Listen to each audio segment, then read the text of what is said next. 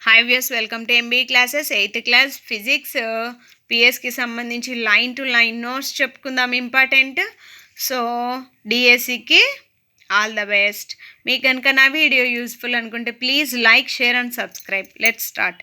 ప్రమాణ కాలంలో వస్తువు కదిలిన దూరాన్ని వేగము ఆర్ వడి అని అంటారు. బంతిని తన్నినప్పుడు, తోసినప్పుడు, విసిరినప్పుడు లేదా నెట్టడం ద్వారా దానిపై ఏర్పడుతుంది? కొంత బలం అనేది ప్రయోగించబడుతుంది. విజ్ఞాన శాస్త్రం ప్రకారం ఒక వస్తువును నెట్టడం లేదా లాగడాన్ని బలం అంటారు. బలం ప్రభావం వలన వస్తువు చలనం పొందుతుంది. కనీసం రెండు వస్తువుల మధ్య ప్రత్యక్ష చర్యల వల్ల బలం ఆచరణలోనికి వస్తుంది. ఒక వస్తువుపై మరొక వస్తువు చర్య వలన ఆ రెండు వస్తువుల మధ్య బలం ఉత్పత్తి అవుతుంది. ఒక వస్తువుపై ఒకే దిశలో ప్రయోగించబడిన బలాలు దానిపై పనిచేసే ఫలిత బలంని ఒకదానికొకటి కలపాలి. ఒక వస్తువుపై రెండు బలాలు వ్యతిరేక దిశలో పనిచేస్తూ ఉంటే దానిపై పనిచేసే ఫలిత బలం రెండు బలాల మధ్య భేదం అవుతుంది. ఒక వస్తువుపై ఏవైనా రెండు సమాన బలాలు వ్యతిరేక దిశలో పనిచేస్తుంటే ఫలిత బలం ఏమవుతుంది? శూన్యం అవుతుంది అని గుర్తుపెట్టుకోండి. ఈ ఈక్వేషన్స్ చూడండి ఇలా ఇచ్చినప్పుడు. ఓకే, ఒక వస్తువు పనిచేసే బలం రెండవ దానికంటే ఎక్కువగాను లేదా తక్కువగాను లేదా శూన్యంగా లేదా సమానంగా ఉండవచ్చు. శూన్యం కాదు. ప్రయోగించబడినటువంటి బల దిశ లేదా పరిమాణం మారితే దాని యొక్క ప్రభావం కూడా మారుతుంది. వస్తువుపై ప్రభావం ఫలిత బలం కారణంగా ఉంటుంది. నిశ్చలంగా ఉన్న బంతిపై బలాన్ని ప్రయోగించినప్పుడు ఏమవుతుంది? బంతి కదులుతుంది. ఇదే కదా ఫుట్బాల్లో పెనాల్టీకి కొడుతున్నప్పుడు ఆటగాడు బలాన్ని ప్రయోగిస్తాడు, అప్పుడే ఆ బంతి అనేది కదులుతుంది. ఇక్కడ చూడండి, ఇప్పుడు బంతి కదలిక జరుగుతుంది, కానీ బంతిని పెనాల్టీ కిక్ కొట్టక ముందు బంతి యొక్క స్థితి ఏంటి? నిశ్చల స్థితి, వడి శూన్యం కదా, వేగం అనేది శూన్యం. ఒక వస్తువుపై ప్రయోగించిన బలం దాని వేగాన్ని మార్చుతుంది. ఇప్పుడు బంతిని మనం కిక్కు కొట్టినప్పుడు అది చలనం జరిగింది అంటే ఎంతో కొంత వేగాన్ని పొందింది అని అర్థం. వస్తువుపై ప్రయోగించబడిన బల దిశ కదిలే దిశలోనే ఉంటే వస్తువు వడి పెరుగుతుంది, అంతే కదా. ఇప్పుడు ఈ దిశలో మళ్ళీ కొట్టినామనుకో, ఇది దాని చలనంలో ఉన్నప్పుడు ఇంకా వేగం పెరుగుతుంది తప్ప తగ్గదు. అదే వస్తువుపై ప్రయోగించినటువంటి బల దిశ కదిలే దిశకు వ్యతిరేకంగా జరిగితే అప్పుడు ఆ వడి అనేది తగ్గుతుంది. ఒక వస్తువు వడి లేదా చలన దిశలో లేదా రెండింటిలో మార్పును దాని చలన స్థితిలో మార్పుగా చెప్పవచ్చు. చలన స్థితి అంటే ఒక వస్తువు చలన స్థితి దాని వడి చలన దిశ ద్వారా చెప్పవచ్చు. నిశ్చల స్థితికి వడి శూన్యమయ్యే స్థితిగా పరిగణించవచ్చు. ఒక వస్తువు నిశ్చలంగా లేదా చలనంలో ఉండవచ్చు. ఇవి చలనం యొక్క స్థితులు. ఈ రెండు వస్తువులు చలన స్థితులు, నిశ్చలంగా లేదా చలనం. బలం ప్రయోగించడం వలన వస్తువు తన ఆకృతిని కూడా మార్చుకుంటుంది. అలాగే బలాన్ని ఉపయోగించి నిశ్చలంగా ఉన్న వస్తువుని ఏం చేయొచ్చు? కదిలేలా చేయవచ్చు. చలనంలో ఉన్న వస్తువుని వడిని మార్చవచ్చు, పెంచవచ్చు లేదా తగ్గించవచ్చు. వస్తువు చలన దిశకు మార్చవచ్చు. వస్తువు ఆకృతిలో మార్పు తీసుకురావచ్చు. చూడండి, స్పర్శ బలాలు రెండు, అవి కండర బలాలు మరియు ఘర్షణ బలాలు. కండర బలాలు అంటే కండరాల కదలిక వలన ఏర్పడే బలాన్ని కండర బలం అని అంటారు. ఇది మన శరీరం కదలడం లేదా వంగడంతో కూడినటువంటి కృత్యాలన్నీ చేయడానికి కండర బలం సహాయపడుతుంది. శ్వాసక్రియకు కూడా కండర బలాలు సహాయపడతాయి. మన శరీరంలో ప్రతి ఒక్క కదలిక కండర బలానికి సంబంధించిందని గుర్తుపెట్టుకుని, జంతువులు వివిధ రకాల కార్యకలాపాలు చేయడానికి కండర బలాన్ని ఉపయోగిస్తారు. వస్తువుతో ప్రత్యక్షంగా స్పర్శ ఉన్నప్పుడు ఇక్కడ ఏం జరుగుతుంది? కండర బలం స్పర్శ అనేది ఉంటుంది కాబట్టి ఇది స్పర్శ బలాల కిందికి వస్తుంది. వస్తువుతో ప్రత్యక్ష స్పర్శలో ఉన్నప్పుడు మాత్రమే కండర బలం ఉపయోగపడుతుంది, కావున దీన్ని స్పర్శ బలం అని కూడా అంటారు.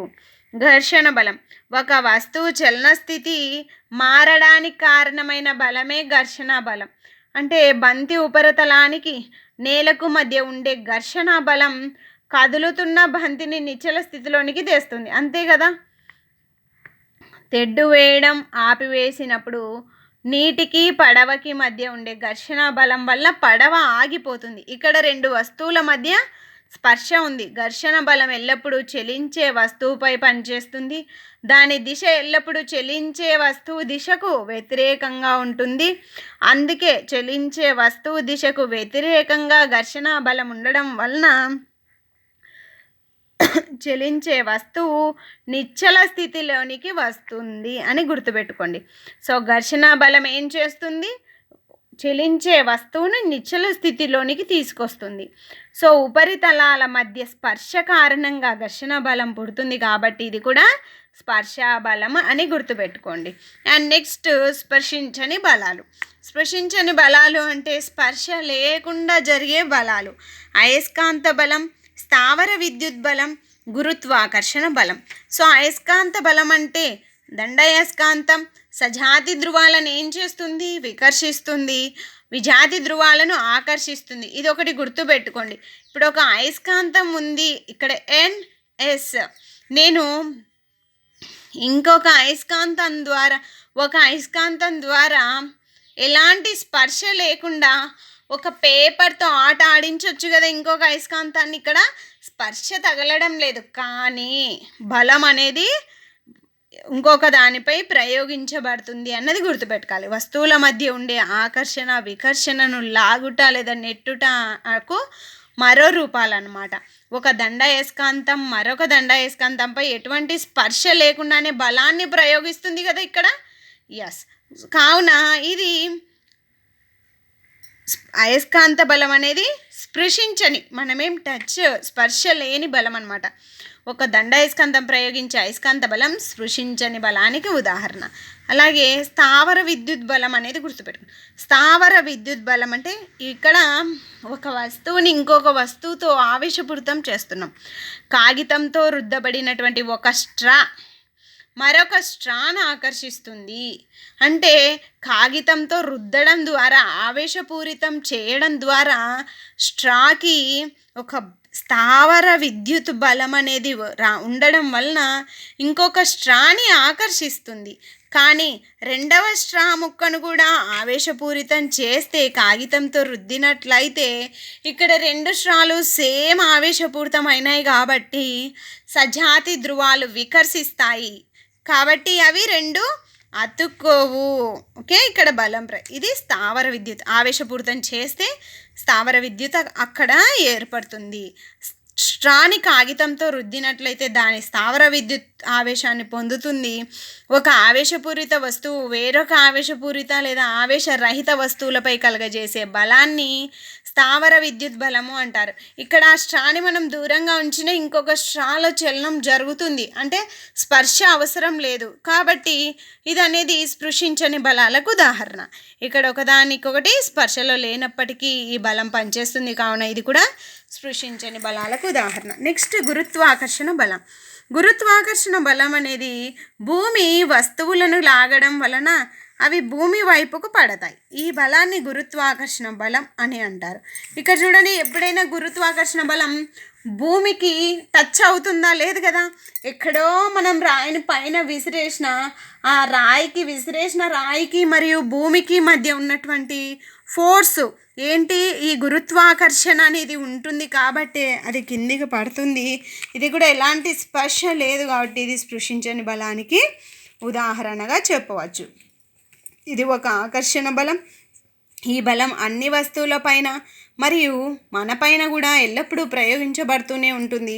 విశ్వంలో ప్రతి వస్తువు, అది చిన్నదైనా పెద్దదైనా, ఇతర వస్తువులన్నిటిపై గురుత్వాకర్షణ బలం ప్రయోగిస్తుంది. దీన్ని స్మాల్ జీగా పరిగణించడం జరుగుతుంది. పీడనం, ప్రెషర్ చూడండి.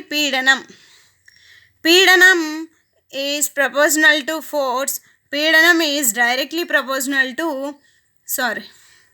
ఇన్వర్స్లీ ప్రపోర్షనల్ టు వైశాల్యం. ఓకే, పీడనం is directly proportional to force. పీడనం ఈజ్ ఇన్వర్స్లీ ప్రపోర్షనల్ టు వైశాల్యం, ఏరియా. గాలి పీడనాలలో తేడాలు ఈదురగాలులు తుఫాన్లకు కారణమవుతాయి. ప్రమాణ వైశాల్యంపై పనిచేసే బలాన్ని పీడనం అంటారు. పీడనం ఈక్వల్ టు బలముపై అది ప్రయోగించబడే వైశాల్యము.